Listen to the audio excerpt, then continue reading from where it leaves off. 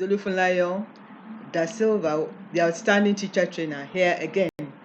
This time we're talking about assessments and setting standard CA and exam questions.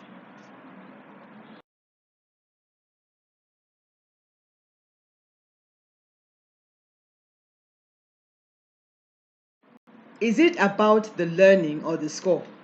Very many teachers are particular about the score. Some owners of school too. It's just about the scores.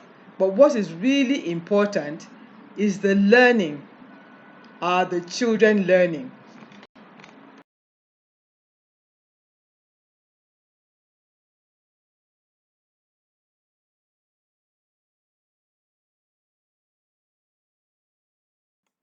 Everyone should be able to explain what assessment is, what and why we assess. That is, what do we assess and why we assess is different from what assessment is. Then you should be able to say when we should assess and how we should assess, the format we should use in setting assessment and exam questions, which is the very, very bottom. I mean, that's the final aspect. I've written some books. There's a book called Assessment. It's two books actually. Assessment Part 2A and 2B. And it tells us about all the nitty-gritties of assessment from the point of view of a teacher that has taught for a number of years. So you click, take the cursor on your mouse or your laptop and click on play, and it should play automatically the way I've set it. Fingers. Knowing just how much the learners have learned. We've got several types of assessment. We've got objective assessment. We've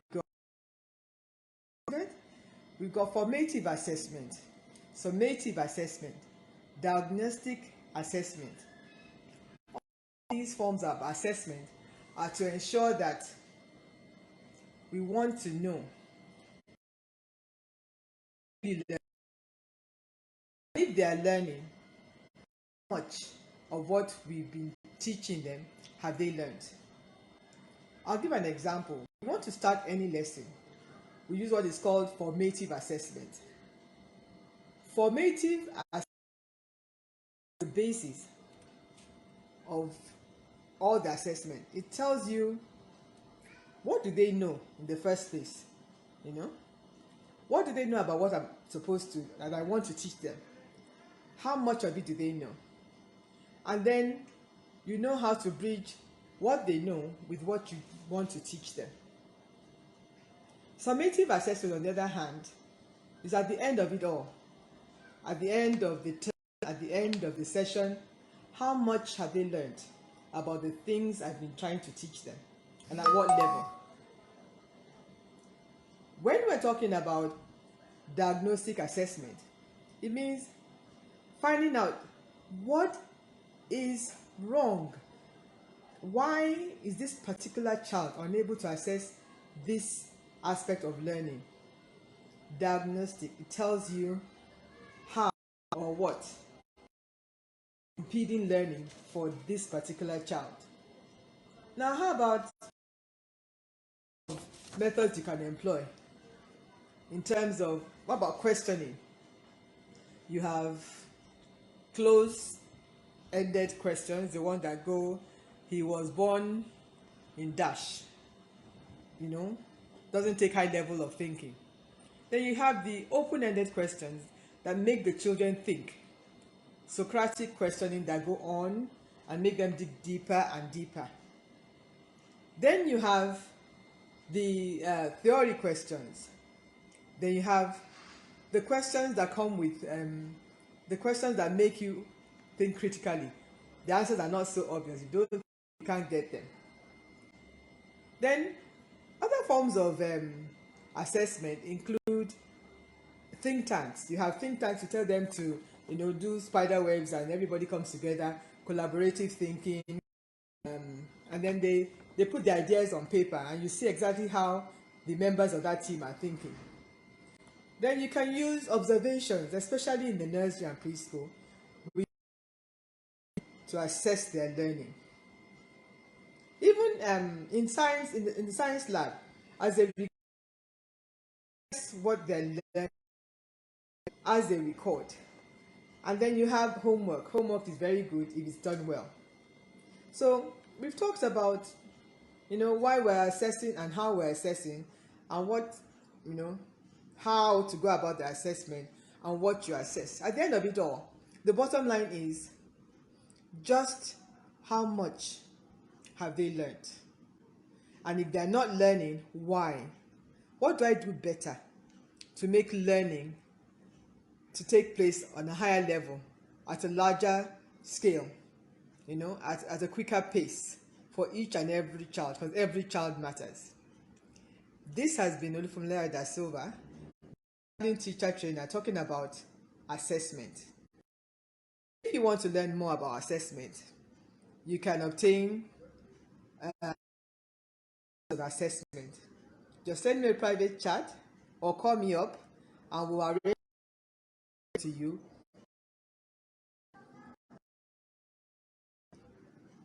Next week we'll be talking about emotional intelligence. This has been Olufumilaya, the outstanding teacher trainer. Have a beautiful week ahead. God bless you. What they think assessment is. Okay? Having given you maybe 3 minutes for maybe 3 different people to tell me, I would say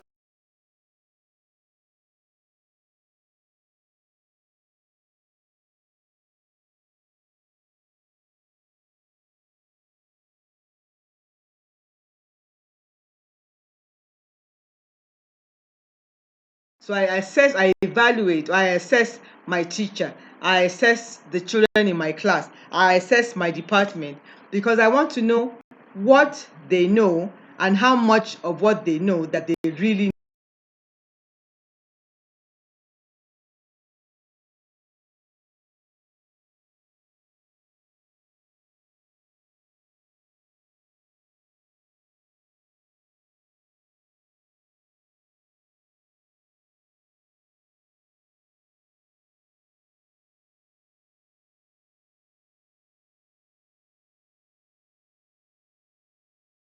have learned. It's one thing to say, okay, yes, they've learned something, and then you think they know everything you've taught them.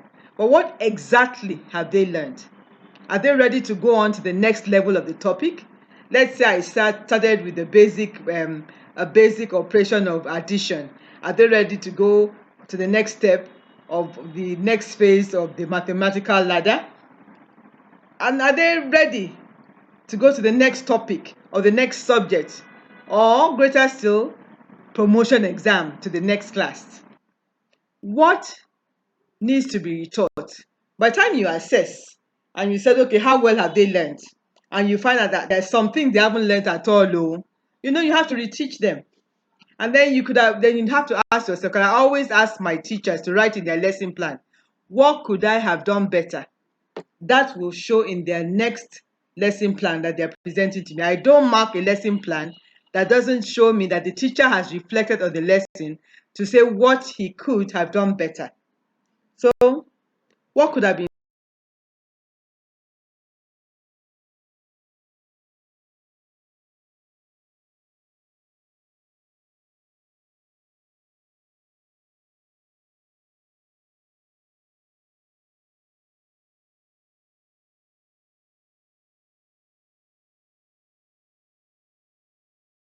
One is assessing, one is learning. What can you say about this? I'll give you 2 minutes. That when you're at school, I'll be going around to see how you're discussing with your partner about these drawings. Because people are going to have different things to say about these three circles. There's a teaching circle, there's a learning circle, there's an assessing circle, and they all come together somehow. So when you teach, there's supposed to be learning happening, and you're supposed to be guiding the learners. And you can only know how much they're learning if you assess. And so learning is judged through assessment, An assessment judges the teacher and the learning. That's what I can say.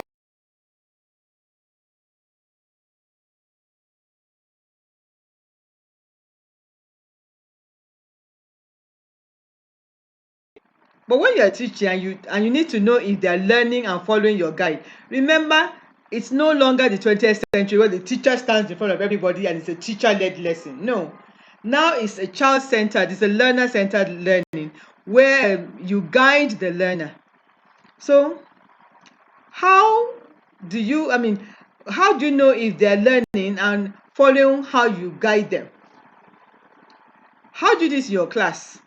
In preschool, in the nursery, in the KG classes? How do you know whether what you're teaching them, if they can, if you taught them about math, in the area of math, in the learning area of math, how do you know that they've got that concept of, of zero? How do you know whether they got the concept of verbs? How do you know whether they got the concept of cultural aspects of animals that live in the sea and those that fly? And then you go to the elementary. How do you know whether they've got it? Remember that we talked about differentiation and that you cannot use the same yardstick to assess everybody in your class. You want to see whether Jimmy, who is attention deficit, who is short attention span, has got it. You're not going to assess it the same way you're going to judge Ronke, who grasps things immediately. And then you can't use it to judge Chinedu, who has to think deeply and then come up with a complex way of that answer you've given. So you have different children and learners in your class, and they have different abilities, they learn in different ways, and yet you have to assess if they've all learned that topic. Addition with carrying, you got to check, have they all understood it? So you've got to be flexible, but you've got to be able to assess them. Then at midterm or at the end of the term, when you assess, what do we call this type of assessment? So you got the one before you start the lesson, the one after you finish the module, or you finished the half of the term or end of the term, or you finish the curriculum. What are those assessment types called? These answers you're going to give me on Saturday, tomorrow, by the grace of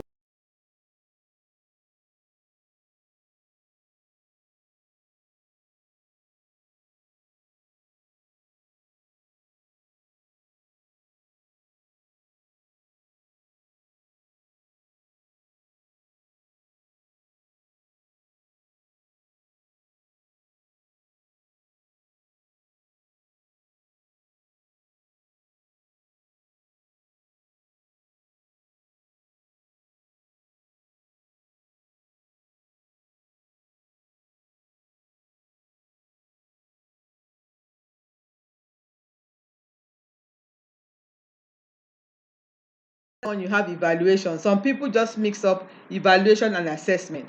Well, on the left, you can see that gentleman is carrying a frame. So it's like a mirror frame. And he's the assessee, the person whose performance is being assessed. So he's the one that's benefiting. He says, who benefits? So for assessment, it's the assessee, the person being assessed, that benefits from the assessment. Because okay, have I really mastered it? I've not mastered it. I don't know about this little part of it. I have a problem with this one. I don't agree with this one. It is the assessee who is benefiting. But for evaluation purposes, when the inspectors come to inspect your school, when WAEC is looking at the performance of schools, when the scholarship people are looking for who to give scholarships to, when parents want to judge where to take their children to, they're evaluating your school. So depending on what the objective is, then you can tell who benefits from the assessment of what they are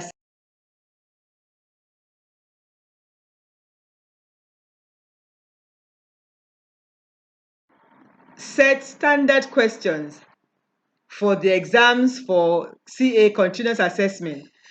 Questions that are not just arbitrary, questions that are international in standard. Well, I said the way I go about it when I guide my teachers is that there should be, you are considering that you have different strata of learners, like we learned in differentiation. So we have 3 sections to any question paper for midterm, the CAs, the formal CA, and the examination. Section A is multiple choice, which Nigerians call objective questions, OBJ. It is not internationally called objective, we call it multiple choice because there are multiple answers and you choose one. Now, the standard way of setting a multiple choice question exam is that you give 4 answers at the least. 3 is not standard.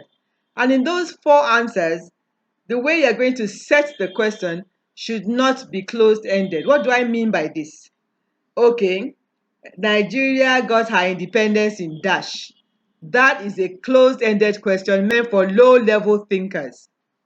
Yes, we have a mixture of learners, but you should also, as you are taking cognizance of the fact that that person doesn't have a high ability as such, you are stretching him or her to grow. So when you use the term, when did Nigeria gain her independence, then you are making the person think, not the cram and pour that we're encouraging. Nigeria got her independence in dash. That is not the way you should set your question. You have been setting like that, let it stop. So your multiple choice questions can range between 15, 20, 30, depending on the level of the children. This is for elementary. But for the preschool, for the junior preschool, we prescribe a one-to-one because right now I'm in a Montessori setting and every child goes at their own pace to an extent. But when they get to the senior preschool level, the senior nursery, we realize that we're in Nigeria where there are no Montessori secondary schools and they need to be able to face the competition out there. So gradually we win them and we get them prepared to be able to sit and have an individual exam that is compared to others, that you sit and you are timed with your peers in your class. And so for the for the junior preschool, you have a one-to-one session of asking them and seeing that they have understood what you have been teaching them. And of course, you've been observing them and recording throughout the term how they respond to situations. So it's a general accumulation of your observations and this one-to-one where you're sitting with the child and then you are assessing whether he or she has understood that, then you now come up with a report. But for the senior members of the preschool, the nursery, they should be able to interpret simple questions that will ensure that by the time you're passing them on to the primary 1 teacher, you're not passing on burdens onto them. In my school, you must be able to read before you join year 1, primary 1. If you cannot read, you cannot be in primary 1 because this curriculum says that by the primary 1 or grade 1, we don't use grade is for American schools. In British schools, you say year 1. In Nigeria, you say basic 1. The child should be able to read to an extent independently. And so you have multiple choice questions and you have to sit down, your exam committee has to sit down to decide how many questions will form that section. For section B, we have closed-ended questions. This is the typical Nigerian one that, so this is, you can set as many closed-ended questions that we recommend 5 to 10. So there are true or false answers, yes or no answers, or the ones like Nigeria gained its independence in dash. This is the place where you ask those type of questions. Section B.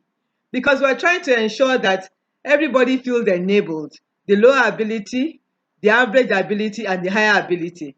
So this is their time to shine, so to say. But I believe that you can grow your children such that even in the multiple choice, they can think and come up with those answers. Then section C, this is where you have the high ability being stretched, because so far they might have been bored that okay, they'll be getting everything. This is a theory question section, and you can set matching questions for those lower ability. And then you can also say they should draw and label if it's science or geography or social studies, or even in math there's some things you can draw. And then, but the mathematics paper is different because you have quantitative analysis, quantitative aptitude there.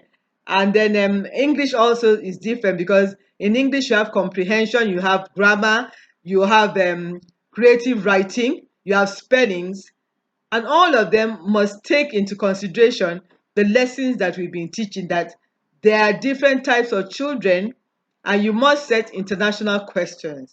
I'll come to that later, but let me finish with this theory section of section C. Now, then the last part of section C can include recalling facts that can be put into definitions. For instance, this is where you can tell them to talk about the water cycle. You can talk about how the Nigerian war started. Can talk about what other subjects do we have that you can talk about different types of marriage. That's social studies. You can talk about so many things. That's where the theory and the writing comes in. They should write more than 2-3 sentences so that they know how to write, not just to circle and tick answers.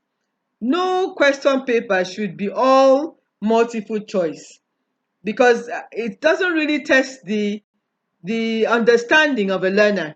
I remember we were the first set that sat for JAM, and the gentleman beside me did not open the question paper once. He was going eyije, eyoje, eyije, eyoje, and that's how it. I was supposing by fluke of chance he now was accepted into university based on the eyije, eyoje. Then we didn't have post JAM exam. You passed the exam. It was I forgot what they call it. I've forgotten the name of the exam, and you enter the university based on merit of your answers in the exam. So this particular exam that you are setting, that you want it to be standard, must take into consideration the fact that the child can choose a right answer from the multiple answers you've given. Must also be based on the fact that the child can complete a sentence and discern whether something is true or false, yes or no answer. And then for the third part, like I said, should be able to match correctly, should be able to tabularize, put in the table the data that are correct, and then recall facts. When we're talking about spelling, it is suggested, because we're talking about the British curriculum, that when you are giving spellings to children, it's different from dictation. Dictation is what we call spellings in Nigeria. Number 1, impossible. Number 2, cat. Number 3, jumping. Number 4, that is dictation. When you're talking about spelling, you should be able to use it in a sentence. Let's say we say that it looks as if dash will be a dash. Now there's alternatives in the some, to make it easier for the low ability, they put alternative there, and there. So he has to know the difference between there is going to be as in THERE or THEIR or THEY apostrophe RE. He has to be sure of the spelling. So using in a context. So for English is peculiar and you have to be sure. You have grammar questions where you have to know the type or the group to which the word belongs to. And comprehension is the one that most people have a challenge, and creative writing. You need to teach them the skill of comprehension. So by the time you're giving them a passage from anywhere, it doesn't have to be the book that you normally give them.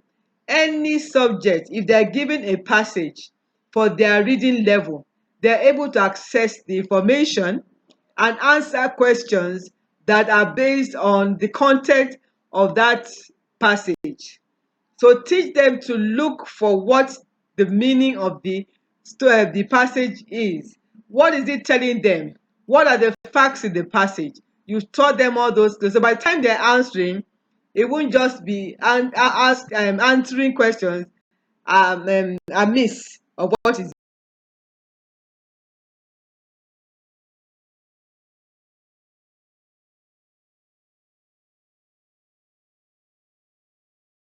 I believe that all teachers should have an annual assessment in the international core subjects too.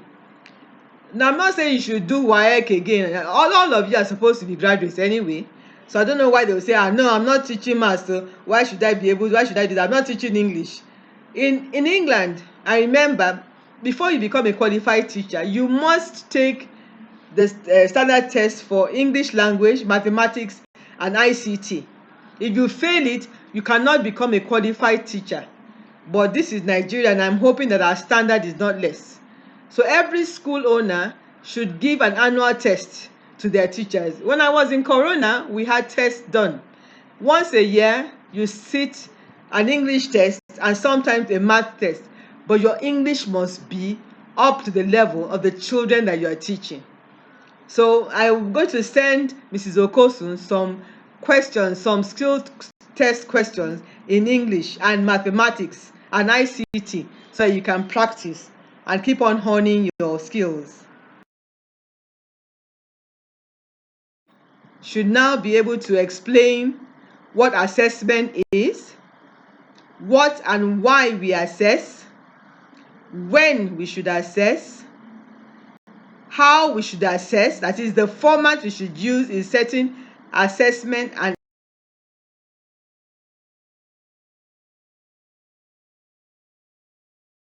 of the training. This has been Olufumilayo Da Silva, the outstanding teacher trainer, talking about assessment. Thank you.